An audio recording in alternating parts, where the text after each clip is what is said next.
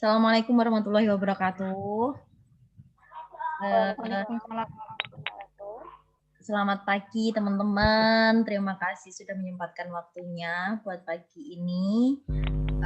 Dan terima kasih buat teman-teman KPID yang sudah membantu buat partisipasi di acara webinar kita pada kali ini. Dan terima kasih juga buat peserta dari luar, ada Rizky Hengki Prasetya, kemudian Dwi Kinoval Ilham yang udah menyempatkan waktunya. Semoga sesi sharing kali ini lebih bermanfaat. Di sini kita anggapnya nggak webinar yang besar karena ini adalah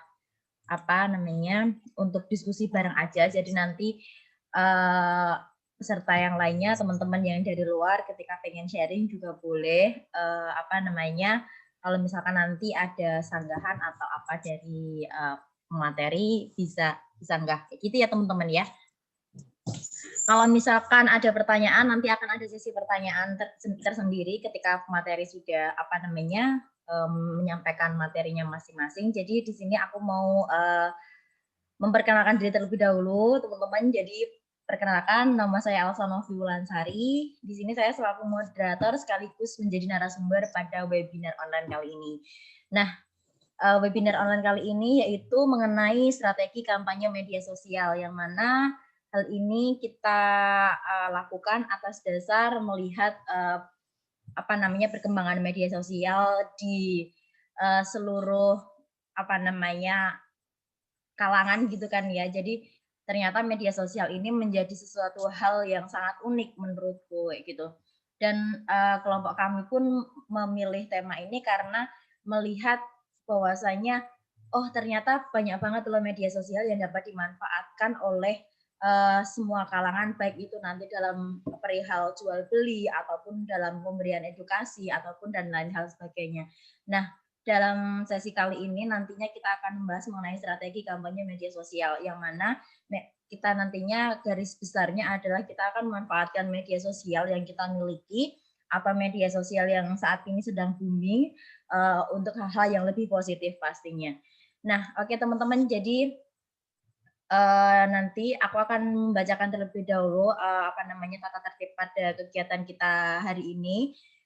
Jadi ketika nanti untuk teman-teman antisipasi kalau misalkan teman-teman merasa minim kuota, teman-teman bisa mematikan videonya biar lebih hemat, dan dimohon untuk mematikan atau mute atau mematikan audio teman-teman jika memang dirasa tidak penting untuk berbicara. Nah, nanti untuk sesi tanya jawab akan dilakukan setelah pemberian materi. Kurang lebihnya nanti akan berjalan selama 90 menit ke depan bersama kelima narasumber kita.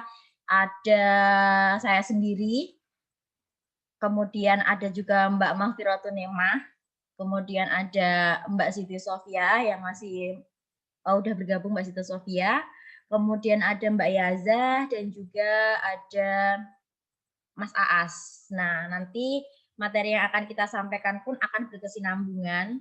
Jadi nanti materi yang pertama akan disampaikan oleh saya sendiri. Mungkin karena mengingat waktunya teman-teman, jadi langsung saja aku bisa mulai. Sebelumnya aku mau memperkenalkan diri mengenai KPI itu apa sih ya. Jadi KPI itu di Institut Agama Islam Negeri Kudus merupakan komunikasi penyiaran Islam, yang mana di KPI sendiri ini memiliki beberapa divisi, yaitu ada fotografi, jurnalis, kemudian videografi, dan apalagi sih satunya kok lupa.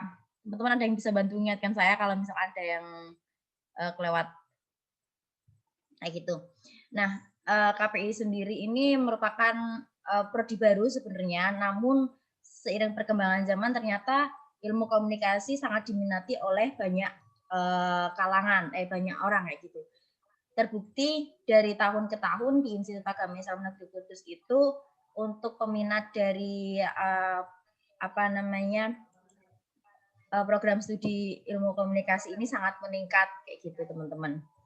Jadi harapannya ini dengan banyaknya masa yang menginginkan atau berminat untuk bergabung di program studi ini bisa menjadi agen perubahan buat kita semua kayak gitu. Dan kita lebih bijak lagi untuk bermedia sosial gitu teman-teman. Jadi itu tadi sedikit pengantar dari aku. Mungkin aku langsung aja share screen. Dalam webinar kali ini nanti teman-teman akan mendapatkan sertifikat dan untuk link daftar hadirnya akan di-share nanti di tengah sesi atau di akhir sesi nantinya. Oke. Untuk yang pertama aku akan sharing mengenai komunikasi sendiri itu apa. Yang aku share screen udah masuk teman-teman? Sudah, Mbak. Oke. Nah, jadi di sini aku mau menyampaikan, kan tema kita adalah strategi kampanye sosial media. Jadi memanfaatkan media yang ada untuk sebagai bahan kampanye atau pemberian informasi. Nah, kenapa di sini kita memakainya strategi? Karena kita harus menentukan media sosial mana sih yang tepat untuk kita jadikan media untuk berkampanye atau media untuk memberikan edukasi. Nah, bagaimana caranya untuk memilih strategi tersebut nantinya akan aku jelasin. Nah, teman-teman, banyaknya media sosial yang beredar, banyaknya media sosial yang saat ini semakin kesini semakin bertambah, apalagi yang sekarang lagi booming kan TikTok ya. Dulu mungkin TikTok banyak banget dimanfaatin untuk hal-hal yang mungkin kurang tepat kayak gitu dalam tanda kutip. Banyak yang menggunakan akun media sosial TikTok itu untuk tidak digunakan untuk edukasi, tapi justru malah sebaliknya kayak gitu. Sebenarnya setiap sosial media itu ada sisi positif negatifnya teman-teman. Jadi bagaimana dari diri kita sendiri sih sebenarnya untuk dapat menggunakan media tersebut. Langsung saja teman-teman aku masuk ke pembahasan yang pertama yaitu mengenai apa itu komunikasi. Mungkin dari teman-teman sendiri di sini udah tahu apa itu komunikasi dan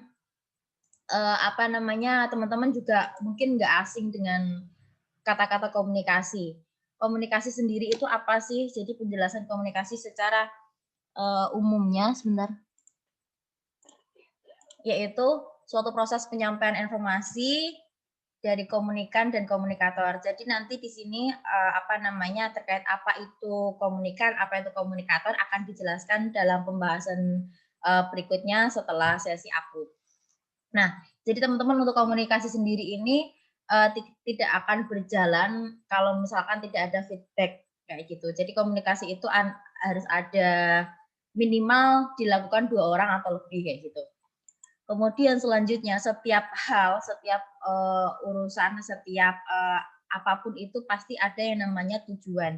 Berikut juga dengan komunikasi. Komunikasi sendiri dapat dilakukan melalui berbagai media. Komunikasi bisa dilakukan secara tatap muka maupun melalui media sosial.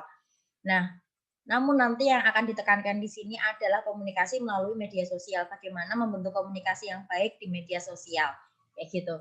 Kemudian tujuan dari komunikasi secara umum sendiri yaitu tujuan dari komunikasi ini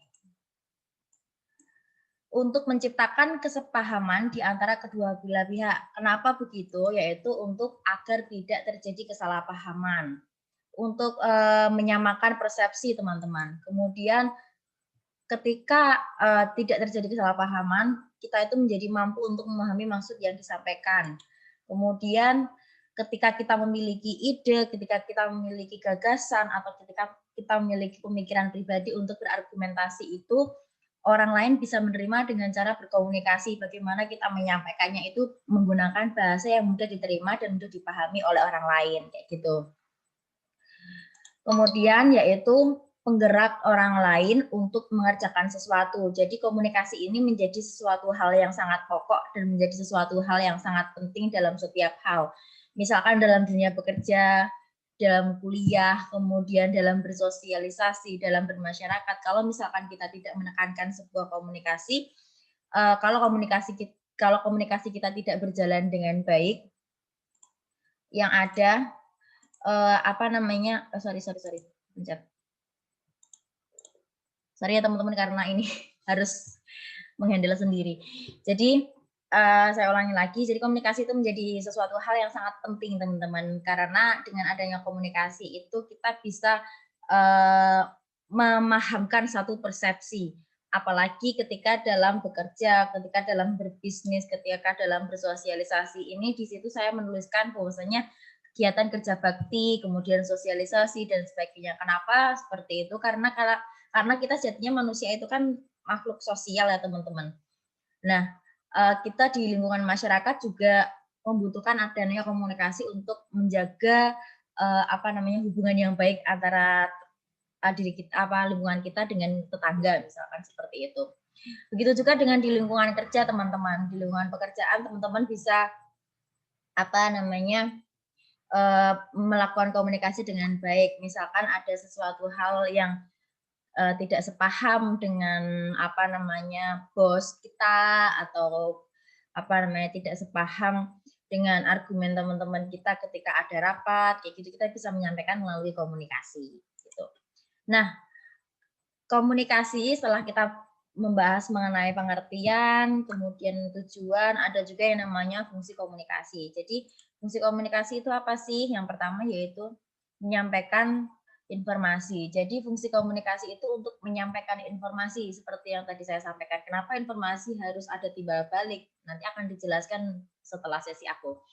Jadi komunikasi itu kan dilakukan 2 orang atau lebih. Gunanya adalah untuk menyampaikan informasi. Kenapa media sosial dianggap bisa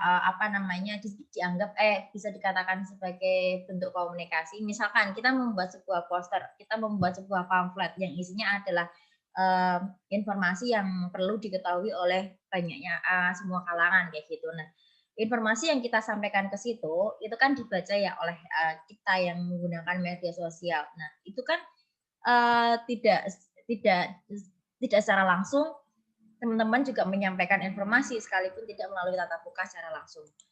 Kemudian yang kedua yaitu pengisi waktu luang. Misalkan kalau teman-teman gabut kayak gitu kan teman-teman butuh teman ngobrol ya. Nah, biasanya teman-teman lakukan mungkin telepon, chattingan dan lain hal sebagainya, atau mungkin scroll-scroll postingan mantan atau yang lainnya gitu ya. Oke. Nah, selanjutnya teman-teman sebagai cara untuk membujuk atau mempengaruhi orang lain. Lah, di sini tanda kutipnya adalah sebagai sisi hal yang positif ya. Misalkan dalam berbisnis kayak gitu. Dalam berbisnis kita tidak mungkin melewatkan yang namanya komunikasi. Ketika melakukan bisnis atau kita mencari partner kerja atau mencari investor buat perusahaan kita misalkan. Apalagi kalau kita belajar ilmu komunikasi itu kan ada yang namanya public relation. Nah, di mana di situ kita menjadi seorang public relation atau humas, itu kan kita dituntut untuk mampu berkomunikasi dengan baik. Bahwasanya di situ kan kasarannya kita menjadi seorang kepercayaan dari perusahaan itu untuk memperkenalkan atau mempromosikan perusahaan kita itu seperti apa ke halayak umum agar peminat dari produk yang kita kita produksi itu meningkat kayak dari tahun ke tahun misalkan seperti itu, karena setiap perusahaan pasti memiliki tujuan dan itu salah satu tugasnya dari PR untuk mampu memberikan komunikasi yang baik mewakili perusahaan tersebut. Nah, kemudian selanjutnya yaitu mencarikan suasana. Jadi misalkan ketika teman-teman sering mengikuti webinar atau misalkan teman-teman mengikuti kegiatan seminar offline kayak gitu. Biasanya kan terlihat sangat sepanang ya, tapi mungkin kalau offline lebih mudah karena kita bisa melakukan ice breaking. Nah, ice breaking itu juga sebagai bentuk komunikasi kita untuk mencarikan suasana. Misalkan suasananya terlihat tegang kayak gitu. Teman kita tuh ada yang lucu gitu. Misalkan dalam satu kelompok ini kita semua tegang gitu. Terus si A itu orangnya lucu, entah nanti dia akan bersikap seperti apa atau dia akan melakukan sesuatu hal yang membuat kita tertawa. Itu kan kita jadi apa yang dilakukan si A itu ada feedback dari kita. Kita meresponnya gitu. Itu mencairkan suasana. Kemudian sebagai bentuk ekspresi, misalkan kita lagi kesel, kita lagi marah, kita lagi seneng kayak gitu. Mungkin kita cerita sama teman-teman kita mengekspresikan apa yang kita rasain gitu. Begitu juga ketika kita bohong dengan perasaan kita sendiri, misalkan ke teman-teman kita, aku seneng loh padahal kita lagi susah gitu. Itu juga bisa. Jadi itu tadi fungsi dari komunikasi. Nah, jenis komunikasi sendiri ada dua teman-teman. Yang pertama komunikasi searah, yang mana komunikasi searah ini aku kasih gambar aja biar teman-teman mudah untuk memahami. Misalkan itu kalau khotbah Jumat, nah yang apa namanya, jadi kita hanya memberikan informasi saja kayak gitu loh teman-teman. Misalkan kayak di media sosial teman-teman menyebarkan pamflet gitu, itu kan kita hanya melihat kayak gitu. Kalau misalkan apa namanya dibalas apa namanya mendapatkan feedback dari kita yang melihat, misalkan kita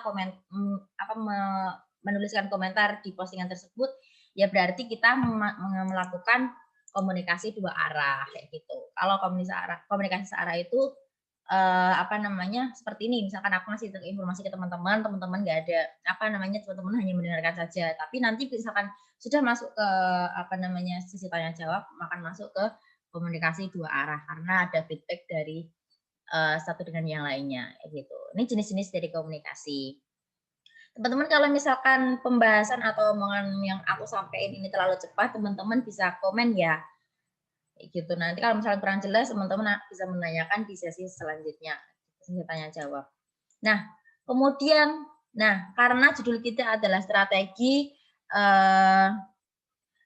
kampanye media sosial. Nah, di sini aku tadi kan di awal udah bilang akan menunjukkan ke teman-teman bagaimana menentukan strategi yang tepat dalam bermedia sosial gitu. Nah, sebelum masuk ke bagaimana langkah-langkah untuk mengetahui strategi yang tepat, jadi pengertian strategi sendiri yaitu suatu susunan atau perencanaan cara untuk melakukan sesuatu agar lebih efisien, tepat, dan mudah pastinya. Nah, dari sini pembahasannya aku peringkas lagi karena pembahasan yang dari beberapa artikel atau beberapa jurnal yang aku baca itu kan sangat panjang. Jadi di sini aku mempersempit lagi. Yang intinya adalah strategi itu merupakan suatu susunan atau perencanaan cara untuk melakukan sesuatu hal agar lebih efisien dan juga tepat dan mudah untuk dipahami dan diterima pastinya. Nah, langsung saja ke langkah-langkahnya ya teman-teman. Jadi langkah-langkah menentukan strategi yang pertama yaitu mengenali kondisi lingkungan sekitar. Ketika teman-teman akan melakukan sesuatu hal, pasti melihat kondisi sekitar teman-teman. Misalkan teman-teman akan melakukan promosi terkait produk yang teman-teman miliki, gitu ya. Misalkan aku punya produk gedang goreng dengan tepung Royco gitu kan. Oh ada ya tepung Royco ya, pokoknya anak-anak kan era gitu kan. Pokoknya kan pasti ada sesuatu hal yang unik dari setiap produknya masing-masing kayak gitu. Nah, mengenali kondisi lingkungan sekitar dengan produknya teman-teman yang seperti itu, apakah kondisi sekitar teman-teman sasaran pasar teman-teman itu akan bisa menerima kayak gitu. Kalau misalkan teman-teman buat produk seperti itu. Kalau kemudian yang selanjutnya yaitu ada menentukan tujuan. Jadi tujuannya dibuat produk itu apa sih kayak gitu. Kemudian menyusun pesan atau menyusun apa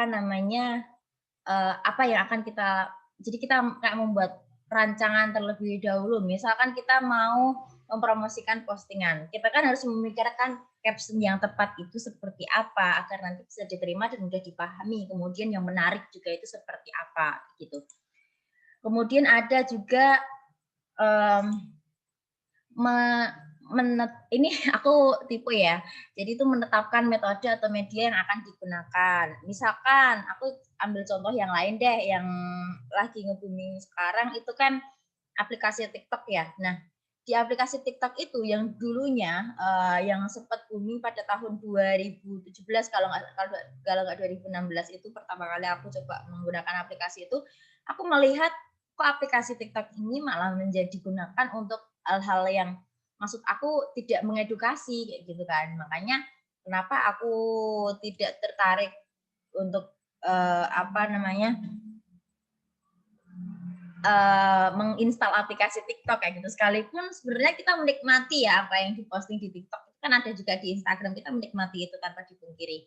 Nah, kemudian apa namanya, ketika kita melihat kondisi sekitar kita, oh iya, kita kan misalkan kita pengen mengedukasi, misalkan dalam saat ini kan aku sedang kerja, ya teman-teman ini sharing aja sih, aku sedang kerja, terus kemudian di tempat kerjaku tuh fokusnya mengedukasi mengenai remaja kayak gitu kan. Nah, melihat kondisi sekitar itu kan kita kebutuhan remaja itu apa, kemudian kita harus membuat kalimat-kalimat yang bisa diterima oleh remaja itu sendiri. Kemudian, oh ya saat ini media yang tepat itu kayaknya yang lagi nge-booming adalah TikTok. Oke, kita memanfaatkan TikTok untuk berkampanye. Seperti itu teman-teman untuk menentukan strategi. Semoga ini teman-teman paham ya.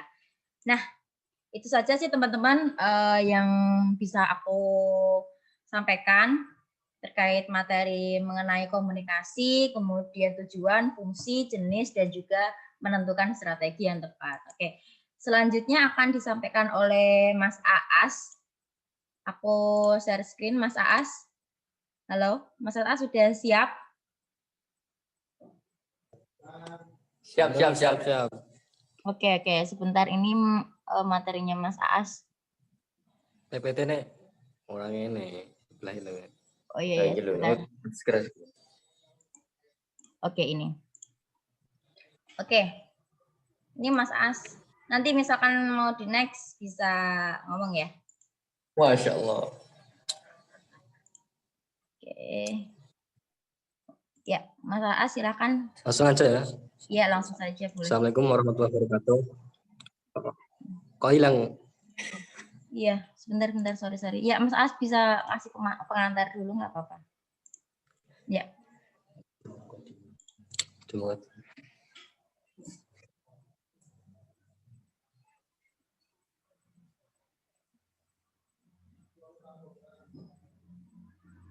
Udah Mas As?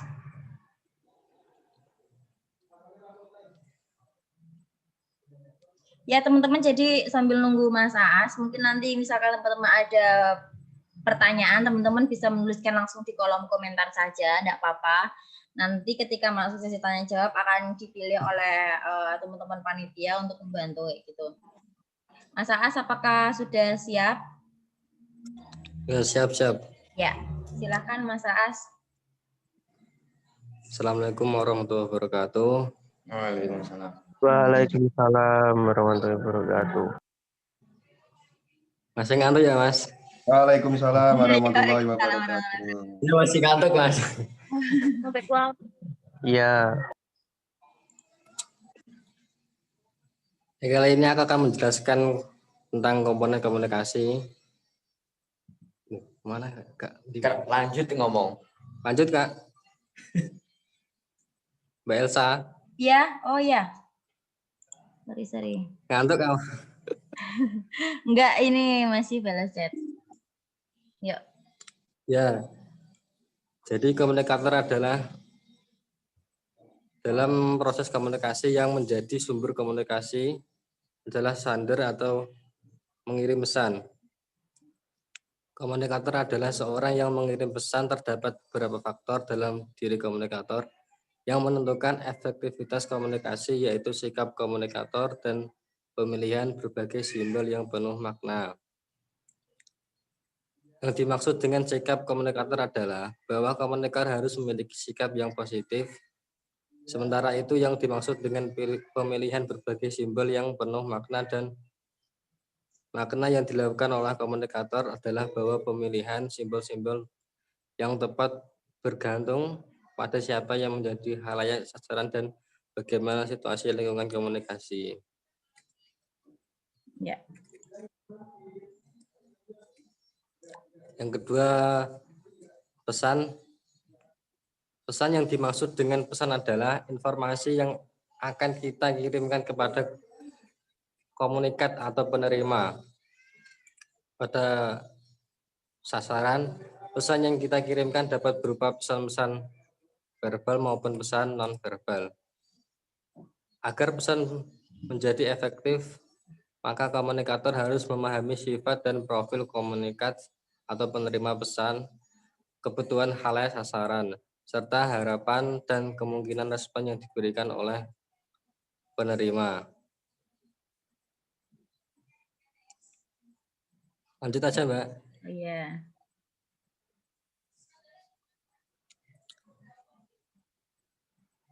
Encoding adalah proses mengambil pesan dan mengirim pesan ke dalam sebuah bentuk yang dapat dibagi dengan pihak lain.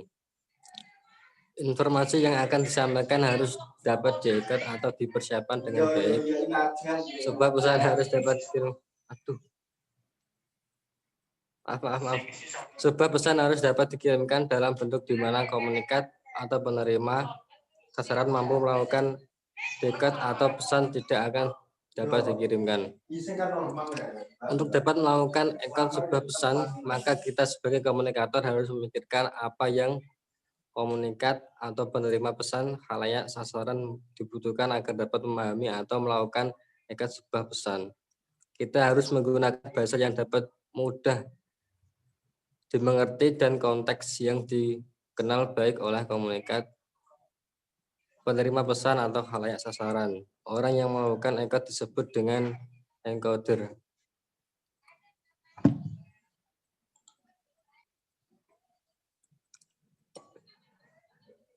Media atau saluran komunikasi adalah media atau berbagai media yang kita gunakan untuk mengirimkan pesan. Jenis pesan yang kita miliki dapat membantu kita untuk menentukan media atau saluran komunikasi yang akan kita gunakan. Yang termasuk ke dalam media atau saluran komunikasi adalah kata-kata yang diucapkan. Kata-kata yang tercetak media elektronik atau petunjuk nonverbal. Dalam komunikasi modern yang dimaksud media atau saluran komunikasi sebagai besar merujuk pada media komunikasi massa seperti radio, televisi, dan lain-lain. Serta internet sebagai media komunikasi.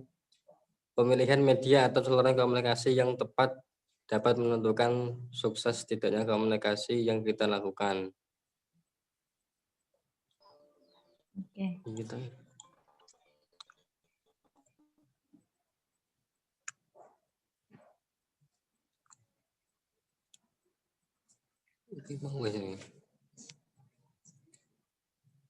Decoding terjadi ketika komunikat atau penerima pesan khalayak sasaran menerima pesan yang telah dikirimkan.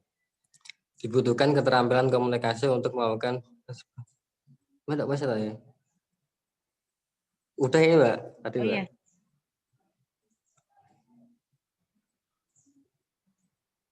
Penerima pesan. Komunikasi tidak akan terjadi tanpa kehadiran komunikat. Ketika komunikat atau penerima pesan menerima sebuah pesan, maka ia akan menafsirkan pesan dan memberikan makna terhadap pesan yang diterima. Komunikasi dapat dikatakan berhasil manakala komunikat menerima pesan sesuai dengan apa yang diinginkan oleh komunikat. Lanjut. Udah habis tanya, Mbak? Masih? Iya. Mohon maaf ya, tes. Iya. Mas Aas, Anda itu baca anime atau seminar? Kok cuma dibaca doang nggak dijelaskan? Kalau cuma baca, adik saya mah juga bisa. Iya. Oke? Terima kasih Mas Zen masukannya. Ya, Mas Aas silakan. Jen. Makasih Mas Jen atas kritikannya. Itu orangnya. Ya. Umpan balik. Apapun media atau sasaran komunikasi yang digunakan untuk mengirimkan pesan, kita dapat menggunakan umpan balik untuk membantu kita menentukan sukses tidaknya komunikasi yang kita lakukan. Umpan balik ini maksudnya.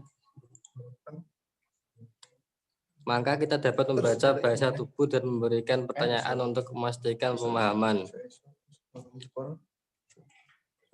Jika kita berkomunikasi secara tertulis, maka kita dapat mengetahui sukses tidaknya komunikasi melalui respon atau tanggapan yang kita peroleh dari komunikat atau penerima pesan. Dalam beberapa kasus, umpan balik memiliki peran yang tidak ternilai dalam membentuk kita sebagai komunikator untuk memperbaiki keterampilan komunikasi. kita dapat belajar apa yang berjalan dengan baik dan apa yang tidak, sehingga kita dapat berlaku secara efisien ketika kita melakukan komunikasi di lain waktu. Ya.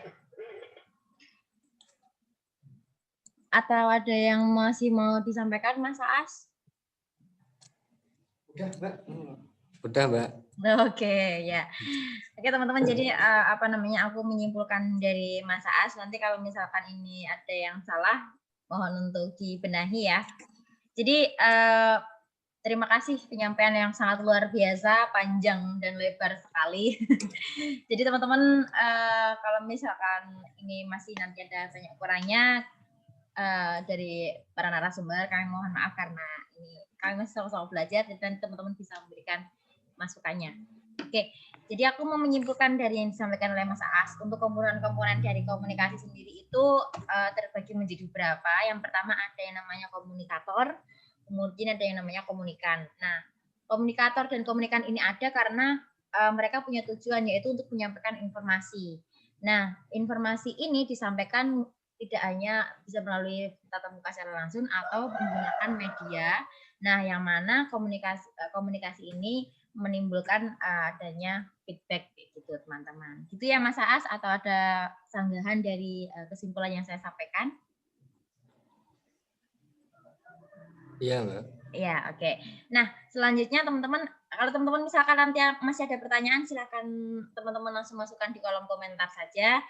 Selanjutnya sesi yang ketiga masih berkesinambungan ya teman-teman. Ada yang namanya akan disampaikan oleh Mbak Firoh mengenai media sosial. Halo Mbak Firoh, sudah siap?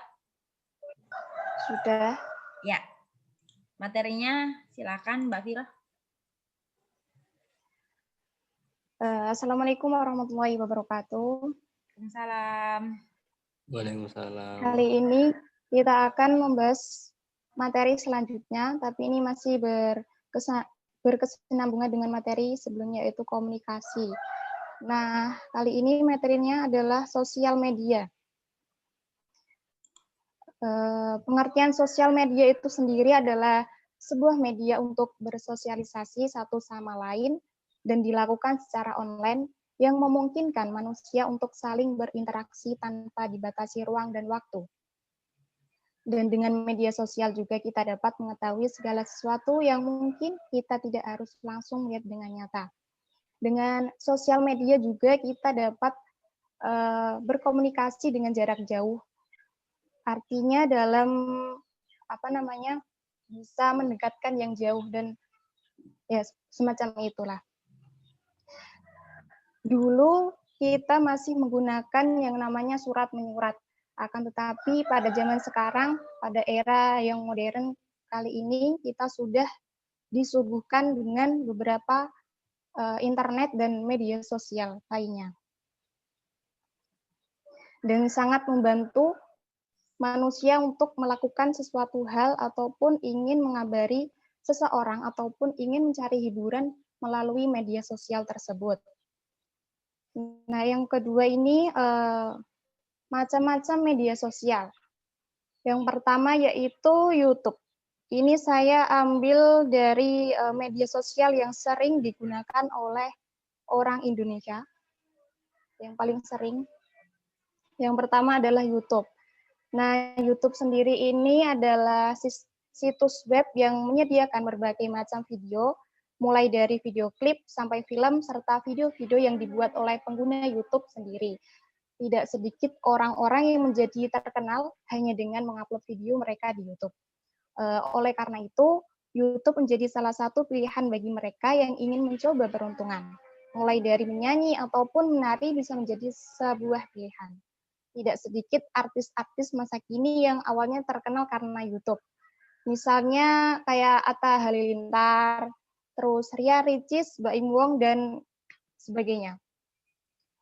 Manfaat dari YouTube sendiri adalah untuk sarana memasarkan produk.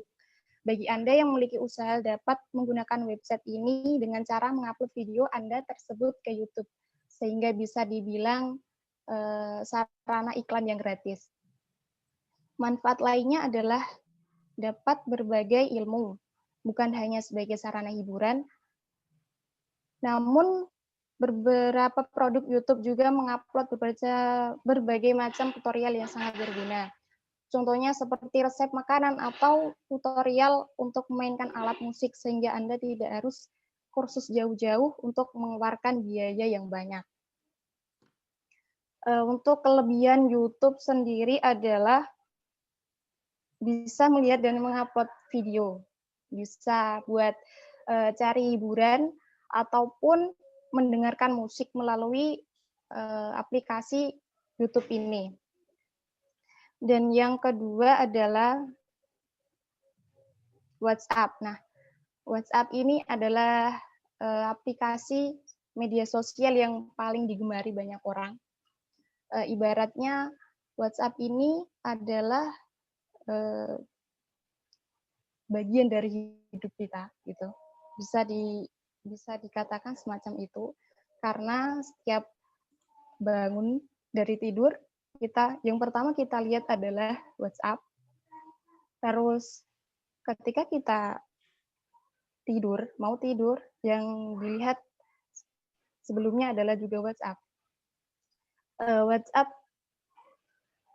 adalah memungkinkan penggunanya untuk berkirim pesan, berbagi foto, maupun mengirim pesan-pesan suara yang dengan koneksi internet. Nah, saat ini mulai bermunculan persaingan yang juga menawarkan kemampuan yang dimiliki WA berikut inovasi baru. Meskipun demikian, WhatsApp tidak pernah kehilangan peminat, sebab penggunanya sangat mudah dan sangat lancar digunakan pada sistem operasional Android yang sedang naik daun. Pendaftarannya juga sangat mudah, cukup dengan nomor telepon yang digunakan. Berikut akan dijelaskan. Kelebihan WhatsApp. Yang pertama adalah kontak telepon otomatis dapat tersinkronkan. Yang kedua, mudah digunakan. Bisa buat telepon ataupun buat grup diskusi juga bisa. Dan yang ketiga,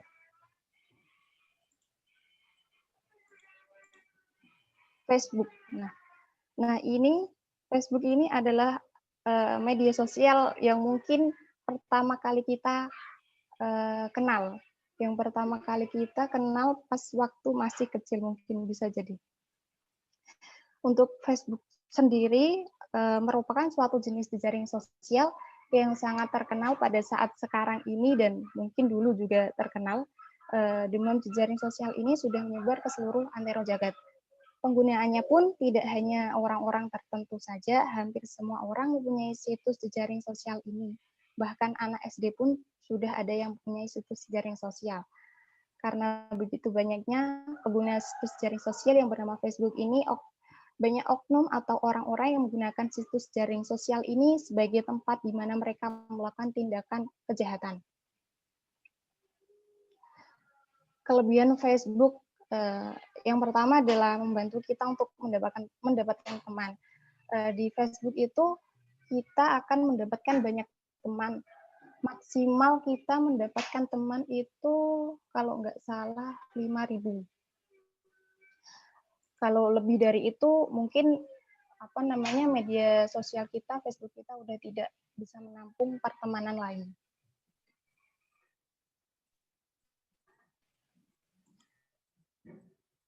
Dan yang kedua, bagi promosikan bisnis kita juga gampang banget, tinggal upload sama kasih caption. Nanti mungkin ada orang yang berkomentar untuk menanyakan produk kita yang sudah kita upload. Dan kekurangannya Facebook adalah bisa membuat pelajar menjadi malas untuk belajar karena keseringan membuka Facebook dan scroll hal yang mungkin tidak penting untuk bagi pelajar. Nah, yang selanjutnya adalah Instagram. Pasti kita nggak asing lagi yang namanya Instagram ini. Pasti banyak orang menggunakannya. Instagram juga dapat menarik banyak orang yang mulai jenuh dengan media sosial lainnya. Hal ini dikarenakan Instagram menawarkan hal yang unik dan tampilan yang sederhana. Banyak fotografer, desainer, seniman, atau pembisnis mulai memanfaatkan Instagram dengan menghasilkan konten yang berkualitas untuk memasarkan produk mereka. Dengan Instagram juga kita dapat berjualan menggunakan Instagram, dan biasanya tampilannya akan dibuat semenarik mungkin agar konsumen tertarik pada feed-feed yang ada di akun Instagram kalian. Dan selanjutnya adalah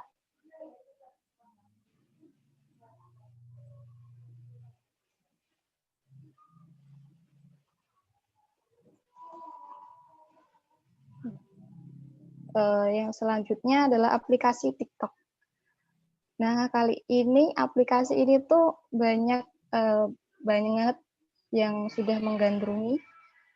TikTok itu merupakan layanan jaring sosial yang dimana Anda bisa berbagi video berdurasi pendek yang menampilkan musik sebagai latar belakang dan dapat diedit sebagai dipercepat, perlambat, ataupun ditambah filter terbaru. Pada tahun 2020 ini, setelah adanya virus dan wabah corona, kita ini dirumahkan dan kebanyakan dari kita itu mengalami kurang hiburan. Hiburan sekarang kan nggak boleh ditampilkan, takut melanggar protokol kesehatan. Jadi mayoritas masyarakatnya memilih mencari hiburan itu di TikTok. Biasanya mereka akan mencari musik-musik yang mungkin membuat mereka terhibur, ataupun mereka bisa membuat konten-konten yang berkualitas, misalnya mengenai kesehatan, atau bagaimana cara kita bermake up, atau bagaimana konten yang bisa mengedukasi banyak orang. Dan yang selanjutnya adalah Twitter. Nah, Twitter ini adalah media sosial yang memungkinkan para penggunanya untuk mengirim dan membaca pesan teks hingga 200 karakter, ataupun yang lebih sering disebut dengan kicauan atau tweet.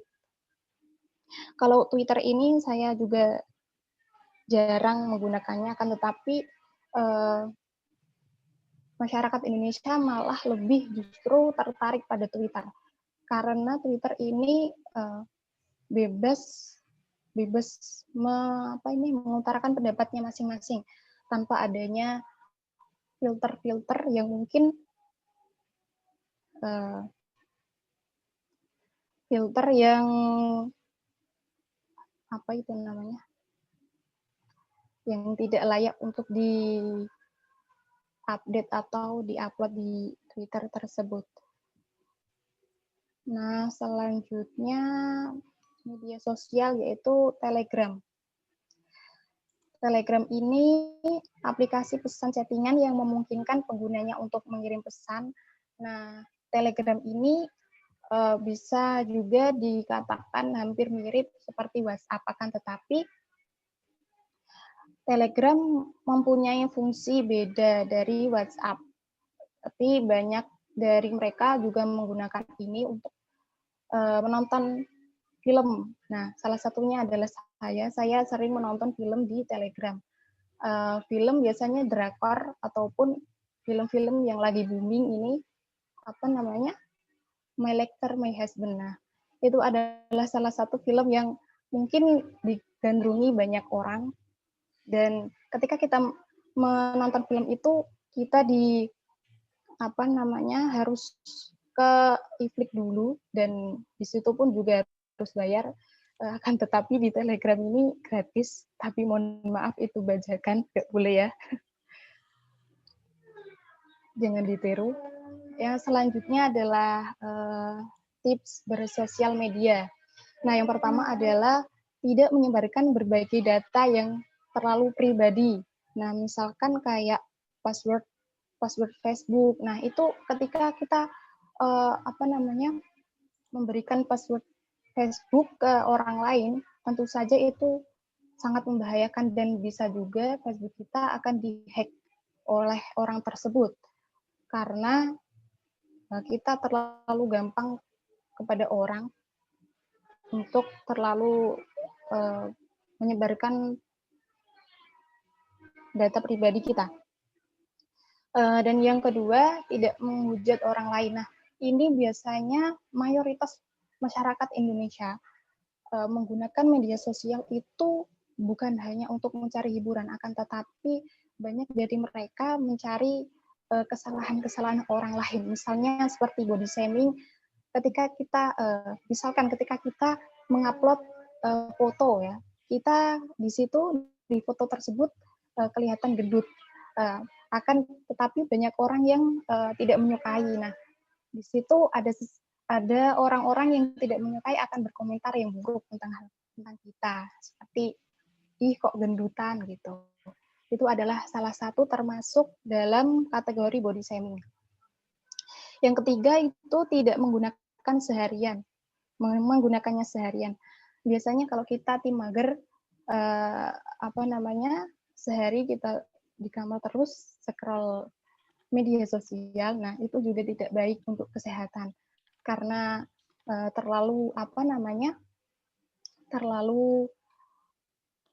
melihat sosial media dan layar HP-nya terkena mata itu juga tidak baik. Selanjutnya, jangan langsung percaya sama berita bohong. Nah, ini banyak banget yang marak di era sekarang ini.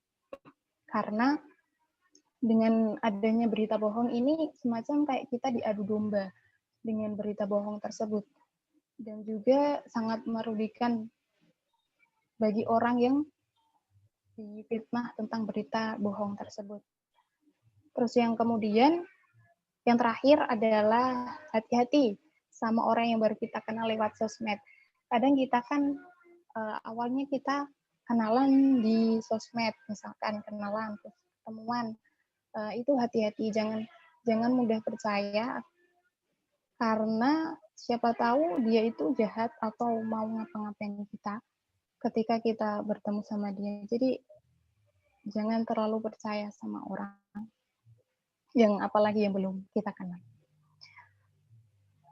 Mungkin dari saya itu saja yang bisa saya sampaikan. Mungkin habis ini bisa dilanjutkan oleh narasumber lainnya. Monggo, Mbak Elsa. Ya, terima kasih ya Mbak Viroh yang sudah menyampaikan materinya dengan jelas. Mungkin teman-teman yang belum jelas bisa menanyakan di kolom komentar. Sama seperti biasanya, saya akan menyimpulkan nanti kalau misalkan dari Mbak Viroh ada sanggahan bisa ditambahkan. Jadi ya Mbak Vira ya. Jadi untuk materi sosial media sendiri ini, teman-teman, media sosial sendiri itu kan tadi sudah dijelaskan sama Mbak Vira bahwasanya media sosial itu merupakan sebuah media untuk bersosialisasi secara online atau untuk dilakukan untuk komunikasi secara online. Nah, macam-macam dari sosial media itu kan tadi ada banyak banget ya. Setiap media sosial itu pasti ada kelemahan dan kelebihannya masing-masing. Nah, tadi juga sudah dijelaskan dan juga bagaimana cara kita agar tidak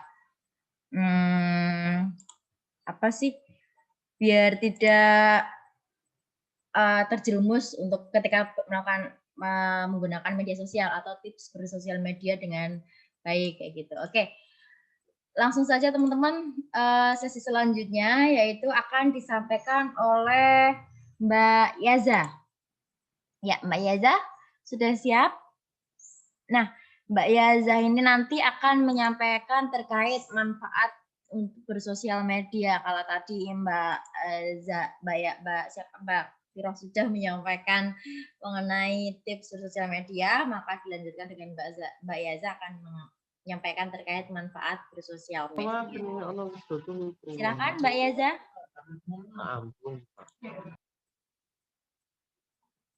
Halo Mbak Yaza.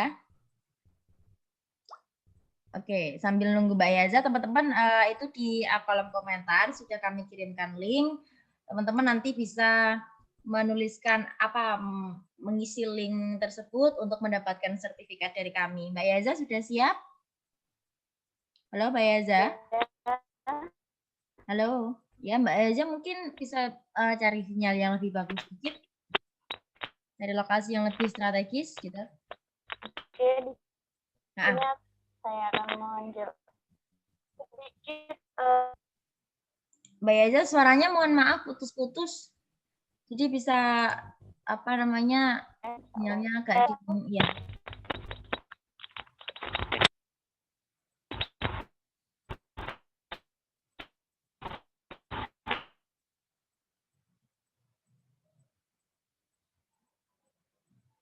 Halo, ya teman-teman. Sambil menunggu Mbak Yaza, aku menekankan lagi bahwasanya di sini apa namanya kita di sini belajar bersama mengenai komunikasi itu apa, kemudian strategi kita menentukan atau strategi kita mengkampanyekan edukasi ataupun hal lainnya menggunakan media sosial dengan bijak, intinya seperti itu. Jadi teman-teman bisa kalau misalkan belum jelas terkait apa yang sudah disampaikan tadi dari awal sudah runtut insya Allah. Jadi pertama saya menjelaskan mengenai komunikasi itu apa, kemudian komponen-komponen dalam komunikasi, dan juga mengenai macam-macam media sosial tadi yang disampaikan oleh Mbak Viro. Sosial media yang disampaikan oleh Mbak Viro tadi sebagian kecil dari sekian banyak media sosial ya teman-teman yang apa namanya yang sering diakses oleh banyak khalayak kayak gitu. Mbak Yaza udah siap? Halo Mbak Yaza. Oh ternyata masih ini ya nge-lag sinyalnya Mbak Yaza. Nah, jadi teman-teman setiap media sosial itu pasti ada kelemahan dan kelebihan. Ya, halo Mbak. Ya, Mbak Yaza mungkin kalau misalkan agak kesulitan. Udah jelas belum? Udah. Mungkin videonya bisa dimatikan aja nggak apa-apa. Yang penting nanti suaranya bisa kelihatan jelas, terdengar jelas gitu.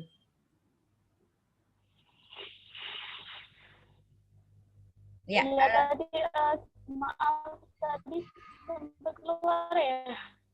Ya, gimana Mbak? Sinyalnya putus-putus ini. Jelas belum? Coba ngomong. Aduh. Ya, oke. Hai. Silakan Mbak Yaza. Hai guys. Gimana? Ya, silakan. Oke. Videonya bisa dimatikan aja untuk mengurangi apa namanya perebutan sinyal antara video sama audio. Videonya bisa dimatikan aja nggak apa-apa. Aduh, ya udah deh. Maaf ya guys. Yang penting audionya bisa terdengar dengan jelas gitu ya. Ya, di silakan Mbak sini Yaza. Aku mau sedikit. Ya, bismillahirrahmanirrahim. Di sini saya akan sedikit memaparkan apa sih manfaat sosial media.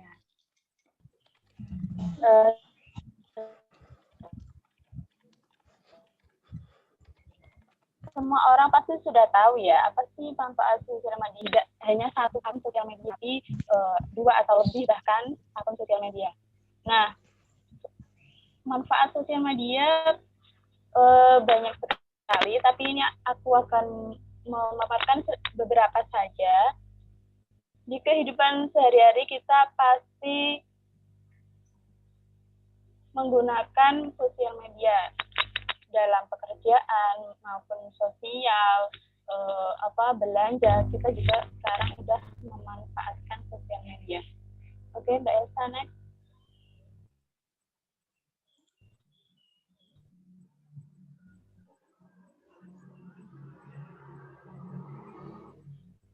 Mbak Elsa.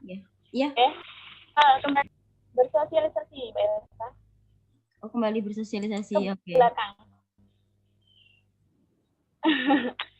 Nah, yang pertama adalah manfaat sosial media yaitu untuk bersosialisasi.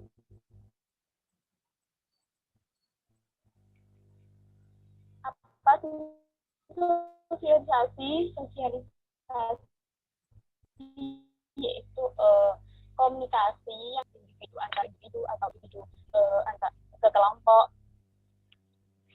Di sosial media banyak sekali manfaat untuk bersosialisasi, yaitu sosial media digunakan untuk bersosialisasi antar individu maupun kelompok. Ini contohnya di Instagram, WA, khususnya WA kita misal individu ke kelompok kita bisa di grup WA ya kan, terus di IG dan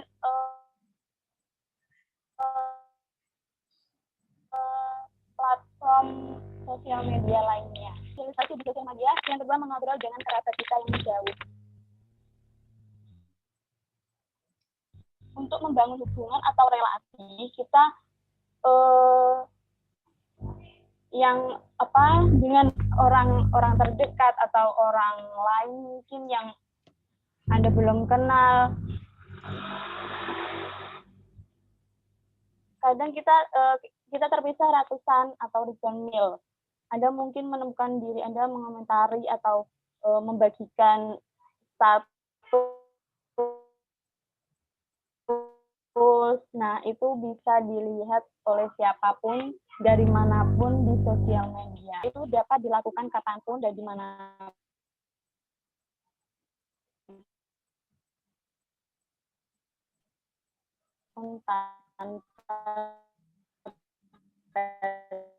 Satu.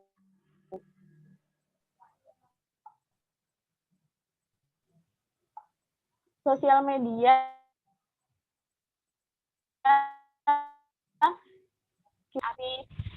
dengan media sosial ini manusia juga dimungkinkan untuk berkomunikasi satu sama lain dimanapun mereka berada dan kapanpun, tidak peduli seberapa jauh jarak mereka dan tidak peduli juga siang atau malam. Ini biasanya orang-orang yang suka begadang kan ya tidak mengetahui batas waktu bersosial media, entah itu bermain Instagram atau pacaran yang punya doi ya. Lalu yang keempat, dapat menemukan teman baru.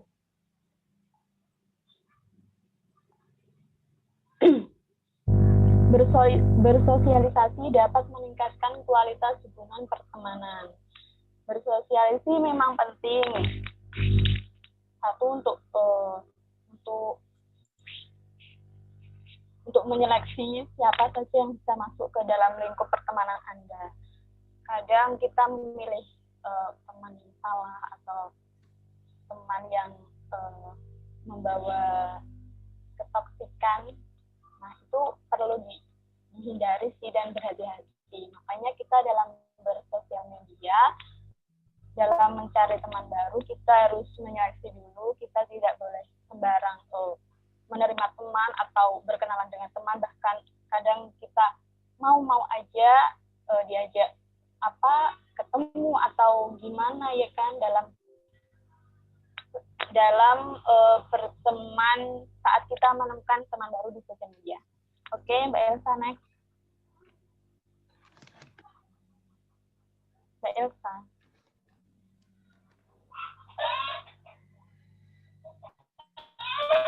Nah, manfaat berikutnya yaitu untuk hiburan. Banyak jenis media sosial sebagai media penghibur. Sepertinya ranah sosial media lebih menghibur dari realitas ya. Manfaat media sosial dalam kehidupan sehari-hari yang kedua adalah hiburan. Dari media sosial contohnya Facebook, Twitter, WhatsApp, dan yang lagi booming TikTok, dan yang masih banyak digemari Instagram ataupun YouTube. Itu adalah akun sosial media yang sangat menghibur kita. Selain menjadi media informasi juga dapat menghibur kita. Contohnya saat kita di YouTube atau membuka Facebook, kita menemukan cerita-cerita lucu yang dibagikan orang atau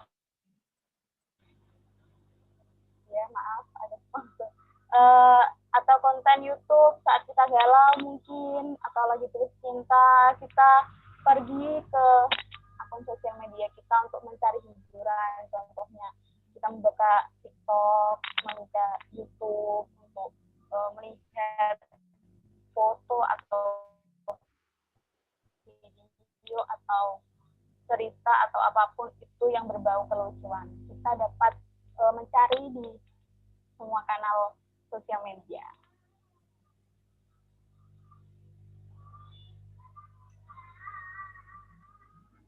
Nah, juga untuk menghibur diri sendiri juga kita bisa nge-share, tidak cuma mencari atau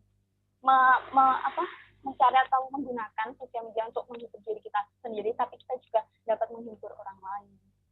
Seperti contohnya kalau kita membuat akun YouTube, ya kan, konten-konten kita tentang video lucu atau konten lucu apalah, atau juga di Facebook kita nge-share pengalaman lucu, itu kan juga bisa menjadi media penghibur untuk teman-teman kita di sosial media, untuk orang-orang yang membuka akun sosial media kita.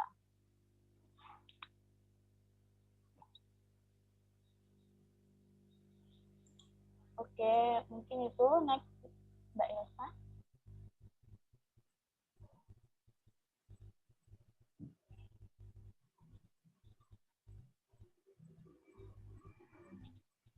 Nah,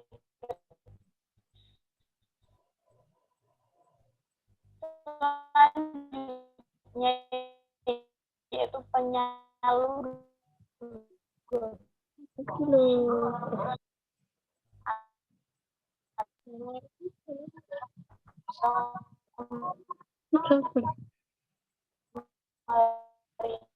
Mbak Yaza, mohon maaf, ini sinyalnya masih nge-lag banget suaranya. Gimana ya? Suaranya putus-putus banget. Gimana? Nah, kadang itu punya hobi. Halo, Mbak Yaza. Baru sekarang, Mbak Elsa. Dari tadi soalnya kita nggak jelas dengernya, Mbak Yaza. Suaranya putus-putus banget, sih.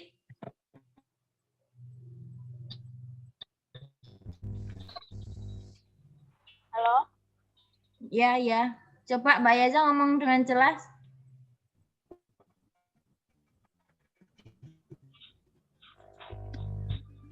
Tadi suaraku nggak jelas dari tadi.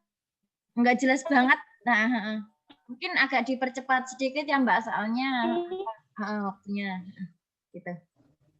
Agak dipersingkat lagi ya. Ini putus-putus banget, nggak jelas. Gimana Mbak? Halo, Mbak Yaza.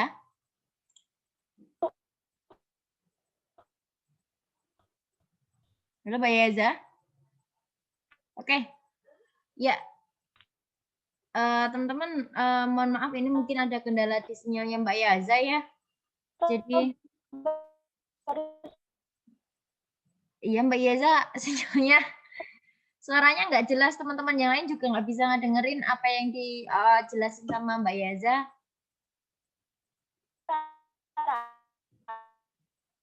Putus-putus banget.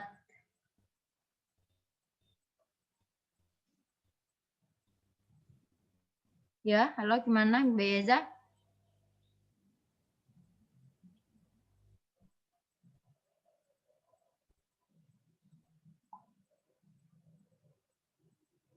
Oke, ya teman-teman.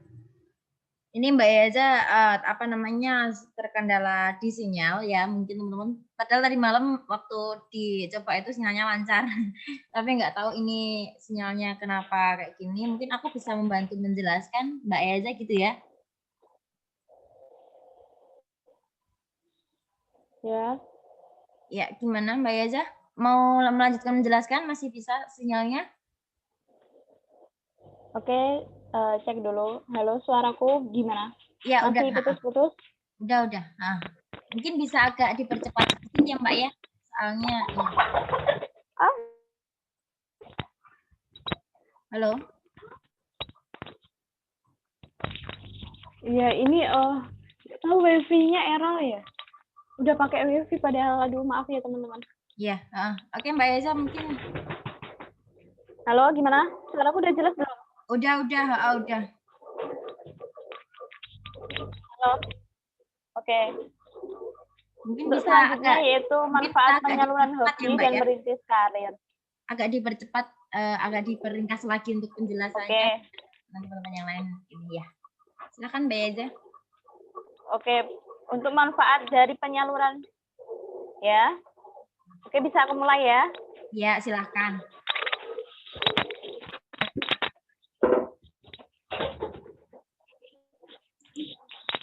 Oke, manfaat selanjutnya yaitu penyaluran hobi atau merintis karir. Ini untuk mempersingkat, aku langsung kasih contohnya aja. Contoh saat kita mempunyai hobi, untuk para wanita khususnya hobi belanja. Nah, kita bisa memanfaatkan sosial media untuk merintis karir. Contohnya membangun atau membuat akun shop atau belanja online untuk dimanfaatkan sebagai karir kita. Kita tidak hanya mengandalkan hobi kita yang belanja, kita suka-suka, tapi kita juga bisa memanfaatkan hobi tersebut untuk merintis karir. Kadang kan kita kalau belanja, kita sudah tahu tuh pengalaman kita beli di toko ini murah, tapi kualitasnya lumayan lah. Nah, itu bisa dibuat jualan, bisa dikembangkan, bisa membangun toko sendiri. Jadi tidak sia-sia gitu dalam bersosial media. Next, Mbak Elsa. Oke.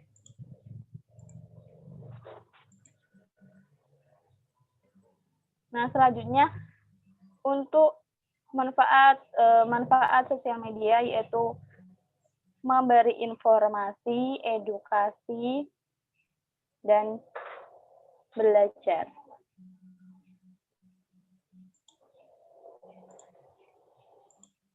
Sosial media banyak banget kanal-kanal yang menyebarkan informasi, menyebarkan edukasi atau pembelajaran yang mungkin kita belum tahu, tapi mereka lebih tahu dari kita bisa mereka bisa membagikan itu, nah kita bisa belajar di situ. Tapi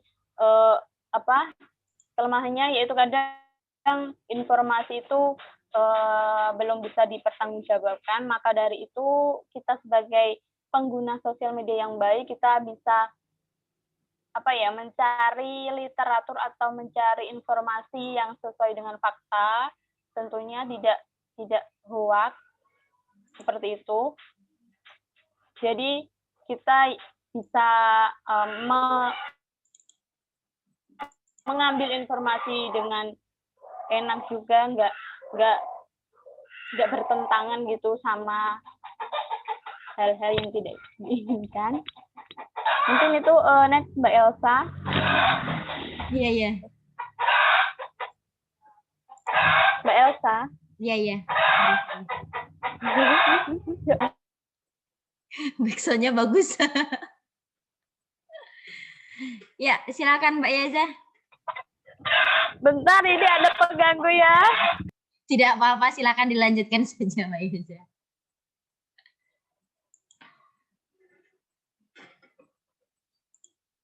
Ya, Mbak Yaza, halo. Oke, aku tambah backsound yang sungguh nggak apa-apa, silakan. Menarik.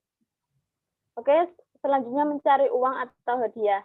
Nah, banyak banget akun sosial media yang contohnya memberi hadiah yaitu memberi giveaway. Nah, kita sering melihat di Instagram, di Facebook, itu sangat banyak. Nah, kita bisa menggunakan kesempatan tersebut untuk mendapatkan hadiah, mendapatkan sesuatu secara gratis, tapi ya memang kita harus memenuhi persyaratan atau kriteria yang mereka inginkan atau ajukan untuk hadiah yang mereka berikan. Mencari uang pastinya contohnya kayak tadi kita membuat akun sosial media untuk menjual barang-barang atau menjual sesuatu agar kita dapat mendapatkan uang, seperti itu ya.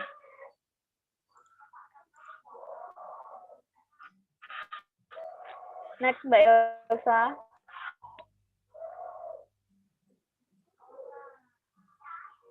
Mbak Elsa. Oke, promosi. Nah, ini promosi berkesinambungan dengan tadi jika kita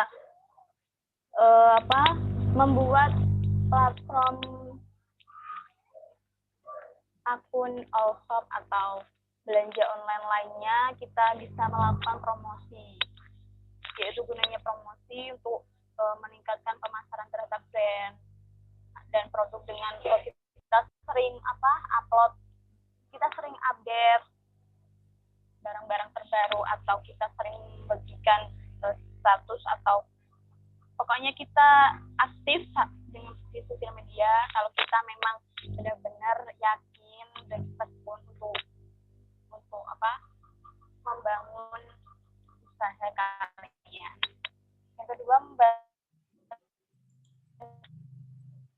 Halo Mbak Yaza. Halo Mbak Yaza. Suaranya hilang lagi.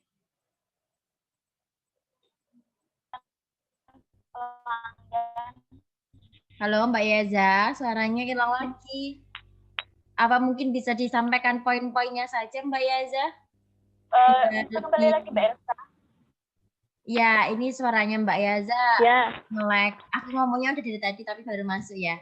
Halo. Bisa disampaikan ini poin-poinnya saja ya Mbak Yaza ya. Soalnya waktu kita Oke. Ya. Oke, ini untuk manfaat promosi, yaitu meningkatkan pemasaran terhadap brand dan produk. Yang kedua, membantu mendapatkan pelanggan baru.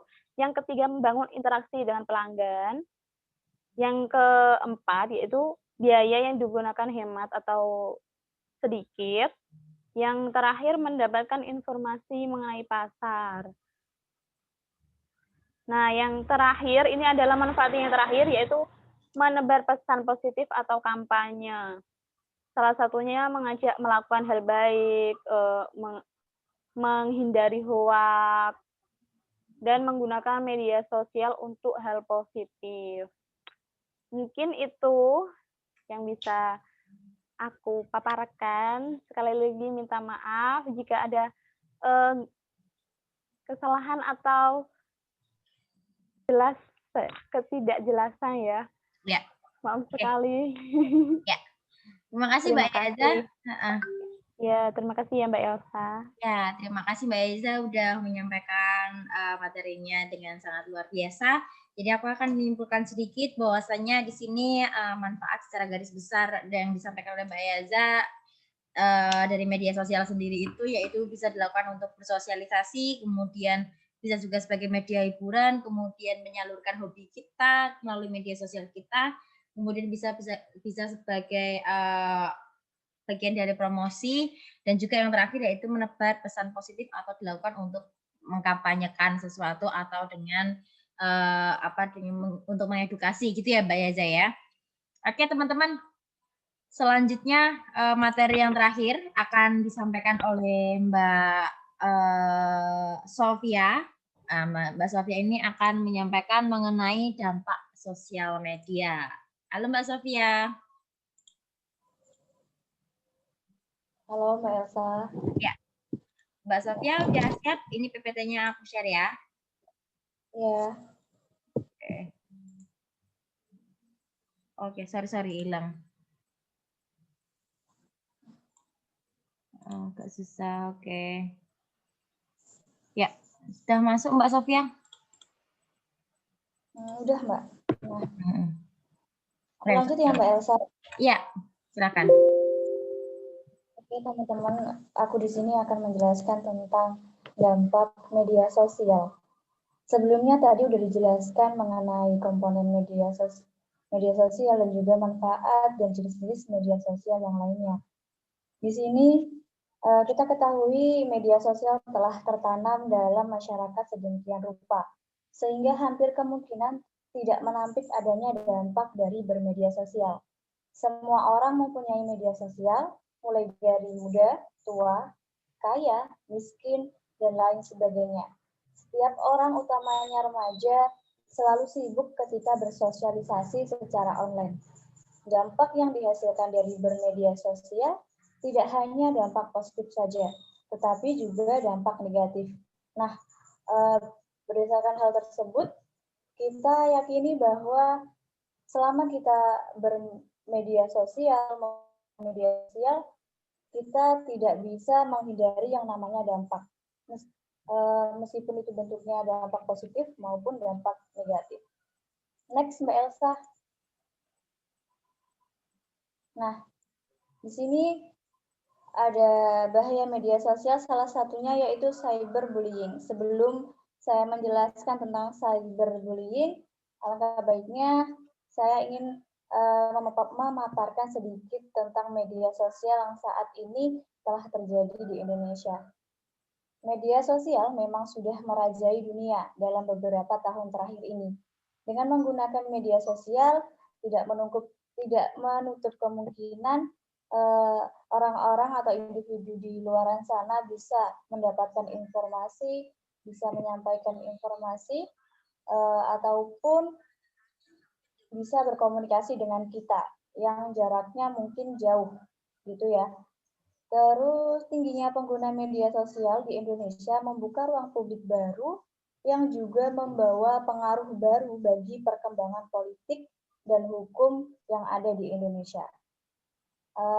Berdasarkan hasil tersebut, pengguna media sosial dan jejaring sosial paling banyak di saat ini adalah kalangan remaja atau kalangan anak yang berusia rentan 15 sampai jenjang umur dewasa, menuju jenjang umur dewasa, seperti itu.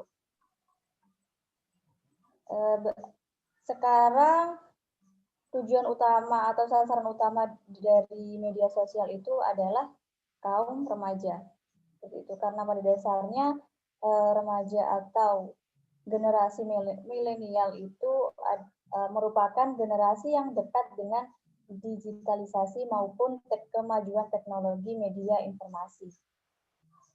Nah, untuk kemajuan teknologi media informasi ini memiliki atau membawa dampak yang sangat luar biasa bagi remaja, baik dampak negatif maupun dampak positif. Oleh karena itu saat ini sorotan utama yang harus alangkah baiknya yang harus dikaji oleh pemerintah maupun lingkungan akademis, terutama di masa pandemi seperti sekarang ini, di mana semua kegiatan kita berpusatkan pada digitalisasi. Oleh karena itu, alangkah baiknya pemerintah maupun lingkungan akademis lebih memperhatikan tumbuh kembang remaja atau generasi penerus yang ada di Indonesia di masa sekarang. Setelah kita ketahui banyak sekali remaja sekarang yang melupakan yang namanya nilai-nilai moral dan juga etika. Padahal dalam tatanan sosial, etika sangat diperlukan guna menghindari terjadinya pergesekan atau yang berujung dengan sebuah konflik. Selanjutnya kita bahas mengenai cyberbullying. Cyberbullying merupakan perundungan dunia maya yang menggunakan teknologi digital. Cyberbullying juga bisa diartikan sebagai perilaku agresif dan bertujuan yang dilakukan suatu kelompok atau individu untuk menggunakan media elektronik secara berulang-ulang dari waktu ke waktu terhadap seseorang yang dianggap jauh lebih lemah dari si pelaku. Seperti itu. Nah, cyberbullying ini merupakan perilaku yang berulang yang bertujuannya itu membuat marah, menakuti seorang ataupun mempermalukan mereka yang menjadi sasarannya, seperti itu. Lanjut Mbak Elsa. Oke. Nah, ini ada beberapa contoh perilaku cyberbullying. Yang pertama yaitu menyebarkan kebohongan tentang seseorang atau memposting foto yang memalukan tentang seseorang di media sosial. Untuk yang poin pertama ini tentu kita tidak asing lagi ya teman-teman. Terkadang itu teman kita ataupun kenalan kita itu sering mengupload foto orang lain di walaupun hanya di di story WA. Tapi foto itu dianggap memalukan oleh si korban atau oleh pemilik foto yang tersinggung atau menganggap foto itu memalukan. Tapi kita sebagai pelaku tidak menyadari bahwa hal tersebut termasuk yang namanya cyberbullying. Ini sangat-sangat perlu diperhatikan ya teman-teman, karena cyberbullying atau perundungan itu sendiri akan menimbulkan dampak yang jauh lebih buruk apabila sering dibiarkan seperti itu. Terus lanjut di poin 2, maaf. Poin 2 ini mengirim pesan atau ancaman yang menyakitkan melalui platform chatting, menuliskan kata-kata menyakitkan pada kolom komentar di media sosial. Untuk saat ini kalau menuliskan kata-kata yang menyakitkan pada kolom komentar di sosial media sudah tidak asing lagi, terutama contohnya saja di kalangan artis yang memiliki haters.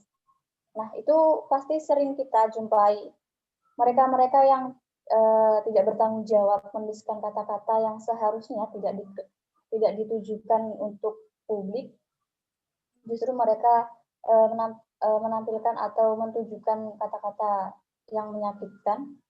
Itu sudah dianggap biasa. Itu sangat sangat miris sekali, karena kalau dibiarkan kan secara tidak langsung nilai moral dan etika di Indonesia akan mulai tergerus oleh adanya kebebasan bermedia sosial itu sendiri.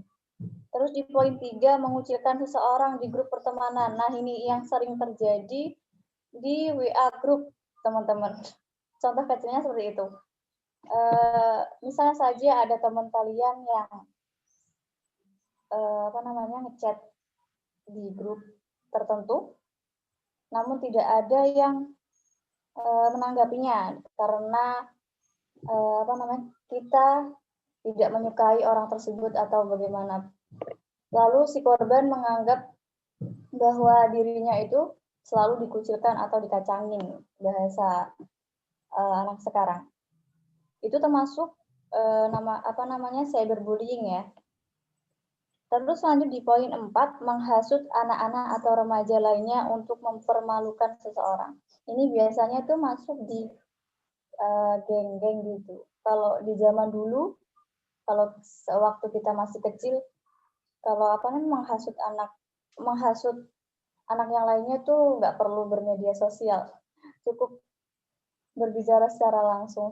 Tapi sekarang udah canggih, jadi bisa menggunakan sosial untuk menghasut orang lain agar membenci suatu individu seperti itu. Lanjut Mbak Elsa. Oke. Sebentar ini laptop aku. Oke. Nah, di poin 5, ini membuat situs atau grup chat yang berisi kebencian tentang seseorang atau dengan tujuan untuk menebar kebencian terhadap seseorang. Sebenarnya di poin 5 sama poin 4 ini saling terhubung, cuman di poin 5 ini lebih luas cakupannya. Jadi kalau di poin 5 ini adalah grup, misalnya saja ada komunitas tertentu yang tidak menyukai pernyataan ataupun statement yang dikeluarkan oleh pemerintah misalnya. Nah, ini biasanya ada komunitas yang sengaja dibentuk untuk menebarkan kebencian agar bisa membantah atau membantah dari statement yang dikeluarkan oleh pemerintah. Kalau sekarang di poin 5 ini sudah sangat sering terjadi sih. Lanjut di poin 6, trolling atau pengiriman pesan yang mengancam atau menjengkelkan di jejaring sosial, ruang obrolan atau game online. Di poin 7, memberikan suara untuk menentang seseorang dalam jajak pendapat yang melecehkan. Oke, next Mbak Elsa. Oke. Nah, bahaya lainnya yang disebabkan oleh media sosial adalah hoax. Hoax adalah kabar, informasi, berita palsu ataupun bohong. Definisi hoax yang lainnya sebagai upaya pemutarbalikan fakta menggunakan informasi yang seolah-olah meyakinkan tetapi tidak dapat diverifikasi sebenarnya. Kalau masalah hoax ini sudah tidak bisa ditampik lagi akan keberadaannya. Karena sudah sangat sering sekali tanpa kita sadari kita juga menerima apapun itu bentuk hoax. Sedikit saja kita diberi informasi dan itu ada fotonya, itu sudah kita anggap cukup sebagai bukti seperti itu. Karena pada dasarnya kita yakini bahwa media sosial kan sangat cepat menyampaikan informasinya. Jadi itu juga bukan sepenuhnya kesalahan dari kita, tapi alangkah baiknya kita mengenali apa itu hoax dan juga bisa mencari solusi untuk bisa melawan hoax yang ada di Indonesia. Seperti itu. Lanjut Mbak Elsa. Oke. Ini ada bagaimana cara melawan hoax ya teman-teman. Salah satunya dengan identifikasi berita hoax. Yang pertama yaitu hati-hati dengan judul yang provokatif. Biasanya berita hoax seringkali menggunakan judul yang sensasional, yang provokatif. Misalnya dengan langsung menudingkan jari ke pihak tertentu, isinya pun bisa diambil dari berita yang dimuat dalam situs resmi. Hanya saja diubah-ubah agar menimbulkan persepsi sesuai yang dikehendaki sang pembuat hoax. Sebenarnya hoax ini kan ada yang buat. Nah, tujuan si pembuat hoax ini adalah untuk menipu atau membodohi orang lain agar mau dihasut seperti itu. Karena tujuan hoax sebenarnya kan adalah perpecahan. Oleh karena itu, apabila menjumpai berita dengan judul yang provokatif, sebaiknya teman-teman mencari referensi serupa atau melakukan riset tentang informasi yang didapat, kemudian bandingkan isinya, apakah sama atau berbeda. Dengan demikian, setidaknya teman-teman sebagai pembaca atau sebagai mahasiswa sudah berperan dalam melawan hoax. Seperti itu. Terus yang poin 2 itu cermati alamat situs. Untuk informasi yang diperoleh dari website atau mencantumkan link, cermatilah alamat URL situs yang dimaksud. Apabila berasal dari situs yang belum terverifikasi sebagai institusi pers resmi, misalnya menggunakan domain blog, maka informasinya bisa dibilang meragukan. Jadi untuk di poin 2 ini, poin pentingnya teman-teman bisa melakukan riset terlebih dahulu akan situs yang menyampaikan informasinya. Lanjut di poin 3-nya, periksa kata. Perhatikan dari mana berita berasal dan siapa sumbernya. Apakah dari institusi resmi seperti pemerintah, KPK, Polri, atau Kemenak, ataupun yang lainnya. Sebaiknya jangan cepat percaya apabila informasi berasal dari pegiat ormas, tokoh politik, atau pengamat. Nah, pegiat ormas ini kan tujuannya emang untuk tujuan utamanya adalah untuk organisasi masyarakat kan tujuannya adalah untuk mensejahterakan organisasinya sih. Jadi kalau misal kalian langsung percaya sama yang disampaikan oleh pegiat ormas, tentunya kalian juga akan terbodohi oleh adanya hoax. Lanjut di poin 4. Nah ini, cek keaslian foto. Mungkin sedikit lebih sulit dari tahun-tahun sebelumnya karena saat ini teknologi sudah sangat canggih, sumber daya manusianya juga sudah sangat berkembang jauh. Jadi untuk pengeditan foto atau memalsukan suatu sumber foto itu sudah sangat mudah untuk saat ini. Maka dari itu kita sebagai mahasiswa kita juga harus tahu dan bisa membedakan mana foto yang asli dan juga foto yang palsu. Nah, cara untuk mengecek keaslian foto bisa dengan memanfaatkan mesin pencari Google, yakni dengan melakukan drag and drop ke kolom pencarian Google Image.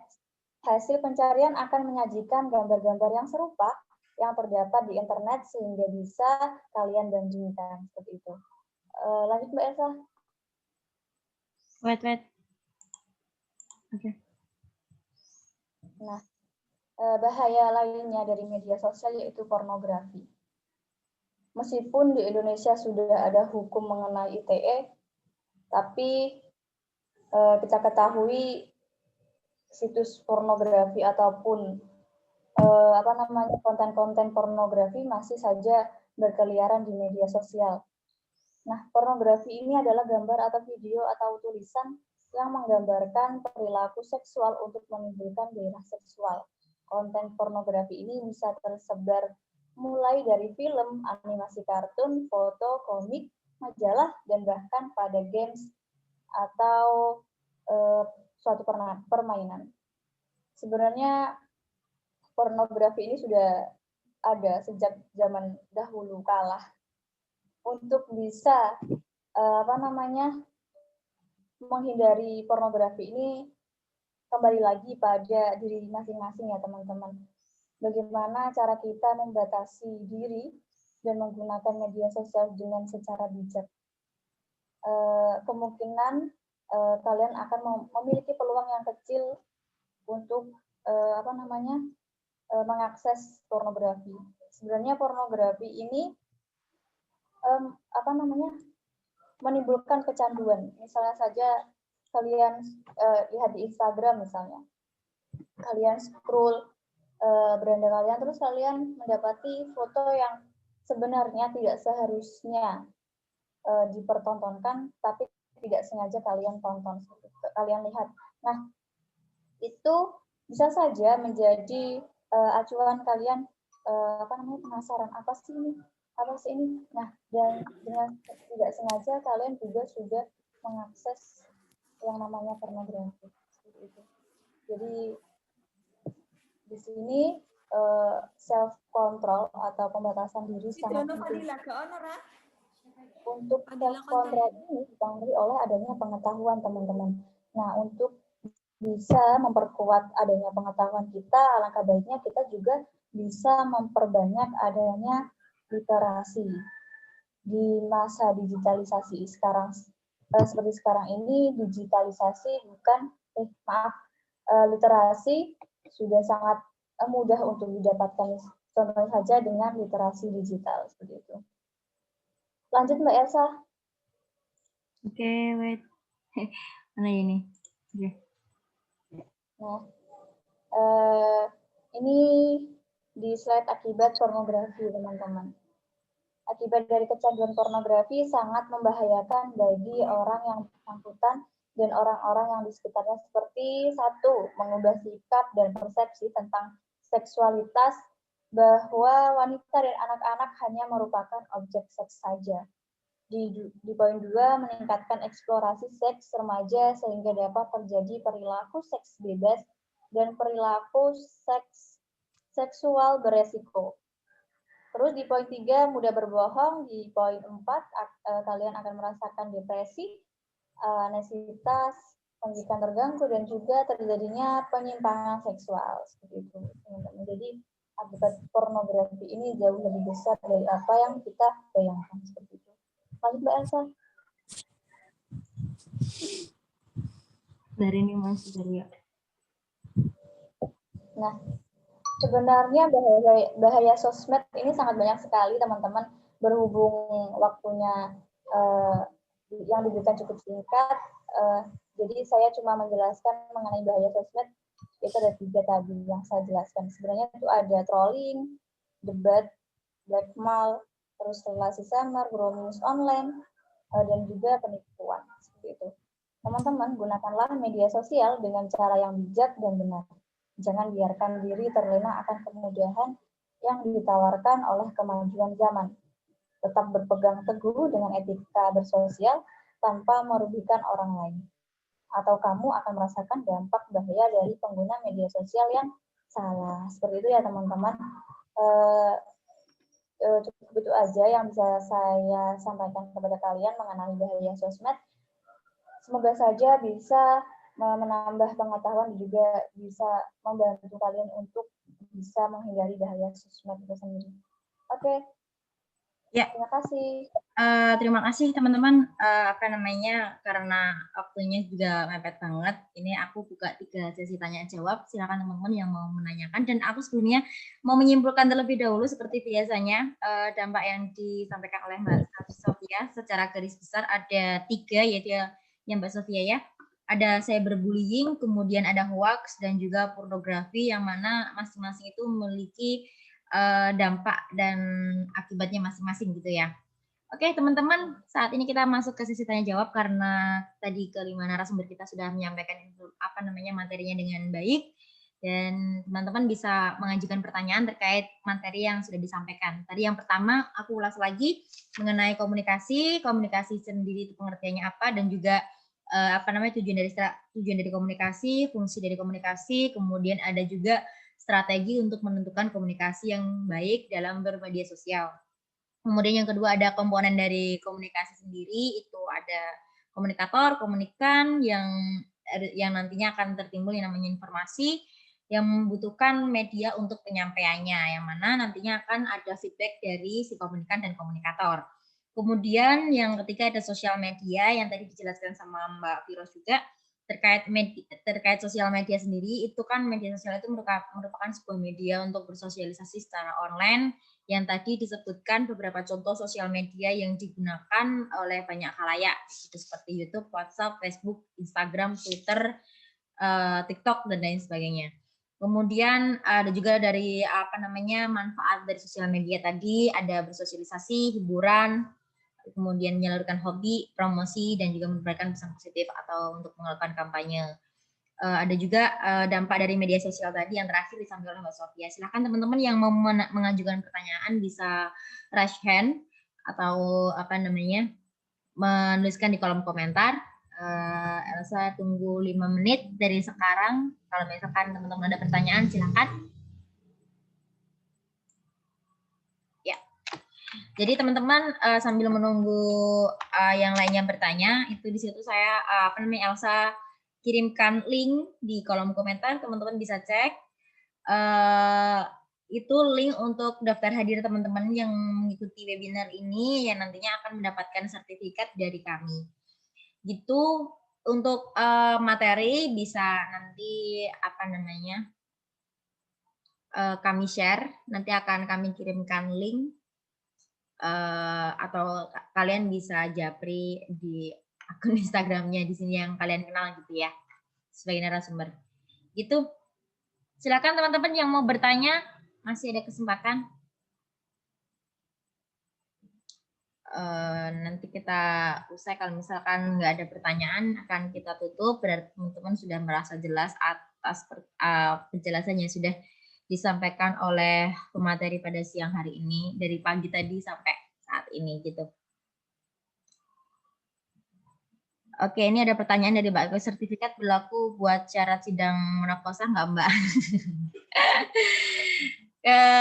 Biasanya gimana ya kalau sertifikat webinar gitu, bisa nggak ya dibuat buat sidang munakosah?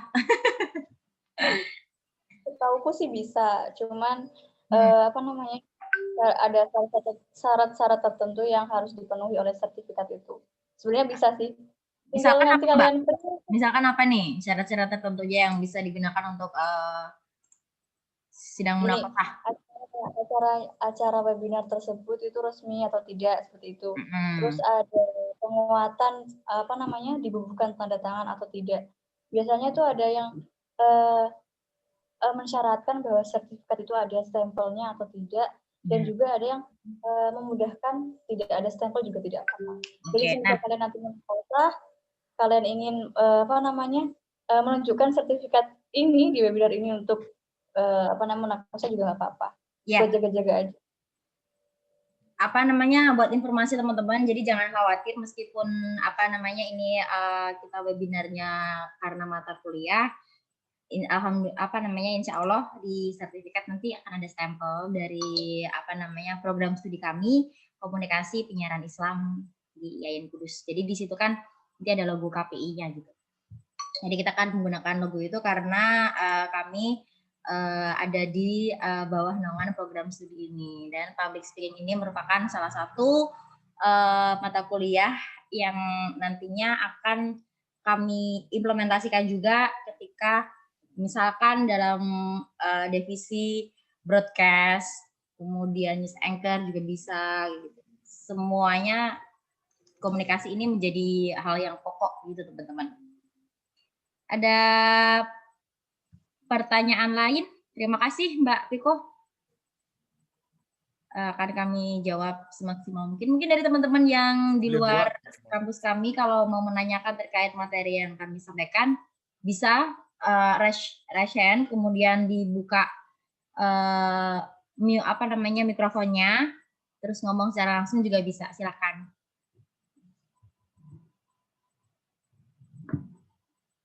Ya, silakan teman-teman. Karena ada yang baru bergabung, jadi aku kirim ulang terkait linknya, link buat daftar hadir, silakan.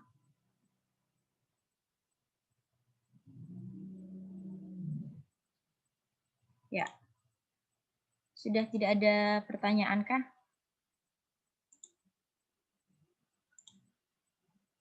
Kalau misalkan teman-teman mau ada pertanyaan, silakan terkait komunikasi, terkait media sosial.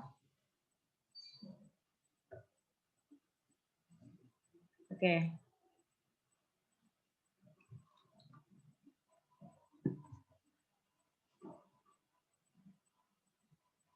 Oke. Teman-teman kalau sudah tidak ada, mungkin bisa kami tutup ya. Teman-teman masih ada pertanyaan lain kah? Nanti untuk materi akan kami share. Jadi teman-teman bisa japri per narasumber. Nanti yang teman-teman kenal siapa di sini gitu ya. Terima kasih teman-teman sudah mengikuti webinar pada siang kali ini, dan mohon maaf apabila dari awal sampai akhir tadi ada banyak kesalahan dari kami selaku narasumber maupun pelaksana. Mohon maaf banget ya sebesar-besarnya atas kesalahan teknis juga tadi dari beberapa narasumber kami. Dan saya mewakili teman-teman semuanya mengucapkan terima kasih yang sebesar-besarnya. Mungkin dari teman-teman yang lain ada mau yang disampaikan kah? Teman-teman kita bisa foto bareng bersama ya. Jadi yang berkenan kameranya dibuka silahkan. Nanti kita akan share. Gitu, oke? Yuk. Kita hitung 1, 2, 3. Oke. Ya. Sudah teman-teman? Terima kasih atas waktunya dan mohon maaf kalau misalkan tadi banyak salahnya, dan yang belum ngisi silakan diisi linknya. Saya Elsa Naswilansari pamit undur diri, dan kami dari program studi komunikasi penyiaran Islam Institut Agama Islam Negeri Kudus. Mohon maaf atas segala kekurangannya, dan ditunggu kabar baiknya selanjutnya untuk mengikuti webinar-webinar selanjutnya. Tetap semangat dan jaga kesehatan. Assalamualaikum warahmatullahi wabarakatuh. Boleh meninggalkan room chat teman-teman.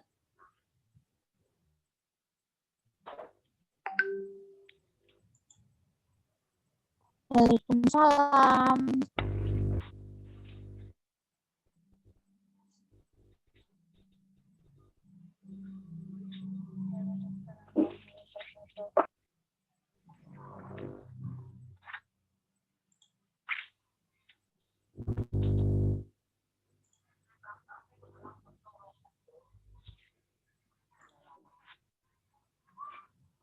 ini KN ya.